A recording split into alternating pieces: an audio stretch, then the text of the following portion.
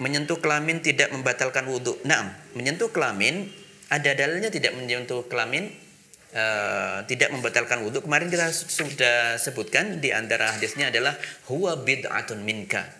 Dia itu bagian dari dirimu.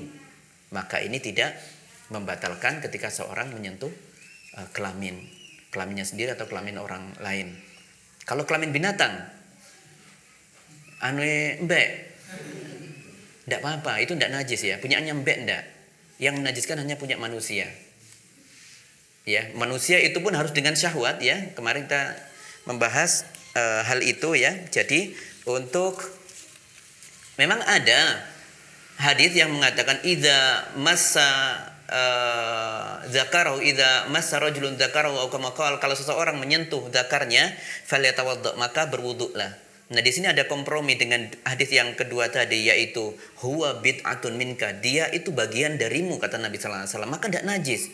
Apa engkau menyentuh kukumu itu najis enggak? Kan enggak. Menyentuh pahamu najis enggak? Kan enggak. Lah, itumu juga adalah bagian darimu.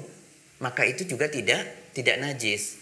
Yang dinajiskan adalah sebagaimana dalam Al-Maidah, yaitu aula mastumun nisa, ya, yaitu menyentuh wanita, kalau itu maksudnya berjima kalau itu. Kemudian dikaitkan dengan hal ini, yaitu ketika seseorang menyentuh kemaluan dengan syahwat, maka itulah yang membatalkan wudu. Ya, jadi seperti itu. Barang siapa yang menyentuh kemaluannya hendaknya ia berwudu. Hadis riwayat Abu Dawud. Iya, betul. Yang tadi itu, man massa dzakarahu falyatawadda. Kalau tidak salah hadisnya seperti itu. Barang siapa yang menyentuh zakarnya, maka dia harus berwudu. Tetapi para ulama menjelaskan di sini. Nah, itu pentingnya ulama di situ menjelaskan ada dua hadis yang terlihat bertentangan, nah itu untuk mengkompromikan.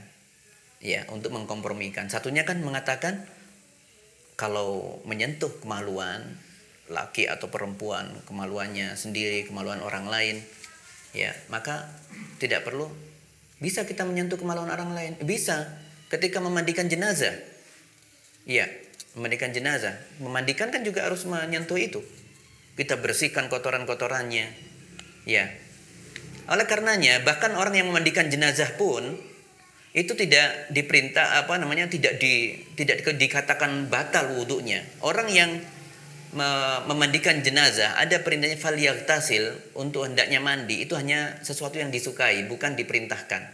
Sehingga wudunya masih tetap sah. Jadi kalau seseorang mau memandikan jenazah, dia wudhu dulu, dia punya wudhu, kemudian memandikan jenazah. Maka setelah memandikan jenazah, selama dia tidak berhadas, maka tidak perlu mandi besar. Falyaghtasil bukan seperti itu. Tetapi yang dicintai, yang disukai adalah untuk mandi. Tapi bukan diwajibkan, bukan. Perintahnya bukan mewajibkan. Demikian juga orang yang menggendong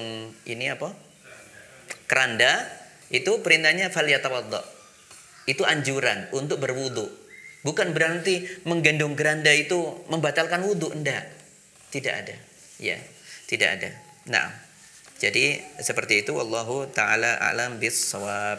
Jadi seperti itu. Ini memang berat ini ya ikhwah. Ini memang berat ini melakukan ini. Karena kita sudah terbiasa dengan menyentuh kemaluan itu membatalkan wudu. Mandiin anaknya, sudah wudu. Oh iya, saya tadi menyentuh kemaluannya. Kemaluan anaknya masuk ya bersyahwat atau ya enggak atau ya. Dan enggak. Kalau ada najisnya, maka cukup dicuci. Jadi ini bahasan juga kita. Kalau kita terkena najis, tidak mengharuskan kita berwudu, tetapi kita cukup membersihkannya. Tetapi kalau kita berhadas, maka kalau hadas kecil maka harus berwudu. Nah, donasi dakwah Malang Mengaji. Ayo, ambil bagian untuk dakwah melalui rekening berikut ini bersama umat berbagi manfaat.